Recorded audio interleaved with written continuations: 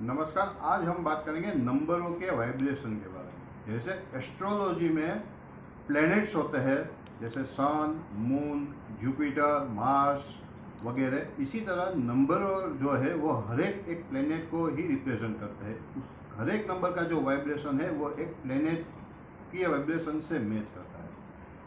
जैसे कि एक नंबर जो है वो सूर्य को रिप्रेजेंट करता है, 2 नंबर जो है वो मून को रिप्रेजेंट करता है, 3 नंबर जुपिटर को रिप्रेजेंट करता है, 4 नंबर जो है वो राहु को रिप्रेजेंट करता है, 5 नंबर मरकरी यानी बुध को रिप्रेजेंट करता है, 6 नंबर जो है वो शुक्र वीनस को रिप्रेजेंट करता है, 7 नंबर जो है वो केतु को रिप्रेजेंट करता है, 8 नंबर जो है वो शनि को रिप्रेजेंट करता है और 9 नंबर जो है वो मार्स यानी कि मंगल को रिप्रेजेंट करता है। यानी कि जो इन प्लैनेटों के वाइब्रेशंस है वो इन नंबरों के वाइब्रेशंस भी है।